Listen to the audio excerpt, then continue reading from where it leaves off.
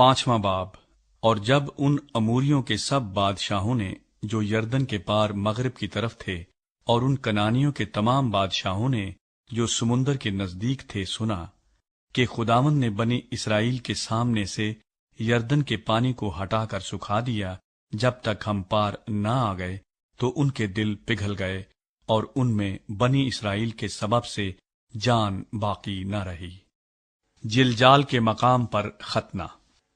اس وقت خداوند نے یشوع سے کہا کہ چکمک کی چھریاں بنا کر بنی اسرائیل کا ختنہ پھر دوسری بار کر دے۔ اور یشوع نے چکمک کی چھریاں بنائی اور کھلڑیوں کی پہاڑی پر بنی اسرائیل کا ختنہ کیا۔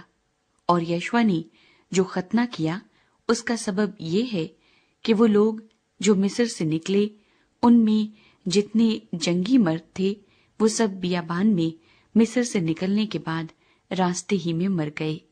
پس وہ سب لوگ جو نکلے تھے ان کا ختنہ ہو چکا تھا، پر وہ سب لوگ جو بیابان میں مصر سے نکلنے کے بعد راستے ہی میں پیدا ہوئے تھے ان کا ختنہ نہیں ہوا تھا، کیونکہ بنی اسرائیل 40 برس تک بیابان میں پھرتے رہے، جب تک ساری قوم یعنی سب جنگی مرد جو مصر سے نکلے تھے۔ یشوع اور تلوار بردار آدمی۔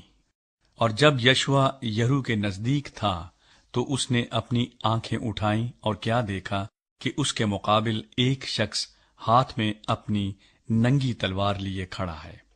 اور یشوع نے اس کے پاس جا کر اس سے کہا، تو ہماری طرف ہے یا ہمارے دشمنوں کی طرف؟ اس نے کہا، نہیں، بلکہ میں اس وقت خداوند کے لشکر کا سردار ہو کر آیا ہوں۔ تب یشوع نے زمین پر سرنگوں ہو کر سجدہ کیا اور اس سے کہا کہ میرے مالک کا اپنے خادم سے کیا ارشاد ہے؟ اور خداوند کے لشکر کے سردار نے یشوع سے کہا کہ تو اپنے پاؤں سے اپنی جوتی اتار دے، کیونکہ یہ جگہ جہاں تو کھڑا ہے مقدس ہے۔ سو یشوع نے ایسا ہی کیا۔ فنا نہ ہو گئی، اس لیے کہ انہوں نے خداوند کی بات نہیں مانی تھی۔ انہی سے خداوند نے قسم کھا کر کہا تھا کہ وہ ان کو اس ملک کو دیکھنے بھی نہ دے گا جسے ہم کو دینے کی قسم اس نے ان کے باپ دادا سے کھائی، اور جہاں دودھ اور شہد بہتا ہے۔ سو انہی کے لڑکوں کا جن کو اس نے ان کی جگہ برپا کیا تھا یشوع نے ختنہ کیا، کیونکہ وہ نامختون تھے، اس لیے کہ راستے میں ان کا ختنہ نہیں ہوا تھا۔ اور جب سب لوگوں کا ختنہ کر چکے تو یہ لوگ خیمہ گاہ میں اپنی اپنی جگہ رہے جب تک اچھے نہ ہو گئے۔ پھر خداوند نے یشوع سے کہا کہ آج کے دن میں نے مصر کی ملامت کو تم پر سے ڈھلکا دیا۔ اسی سبب سے آج کے دن تک اس جگہ کا نام جلجال ہے۔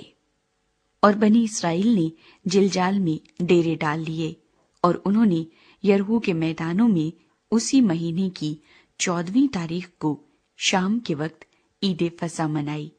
اور عید فصح کے دوسرے دن اس ملک کے پرانے اناج کی بے خمیری روٹیاں اور اسی روز بھنی ہوئی بالیں بھی کھائیں، اور دوسرے ہی دن سے ان کے اس ملک کے پرانے اناج کے کھانے کے بعد من موقوف ہو گیا، اور آگے پھر بنی اسرائیل کو من کبھی نہ ملا۔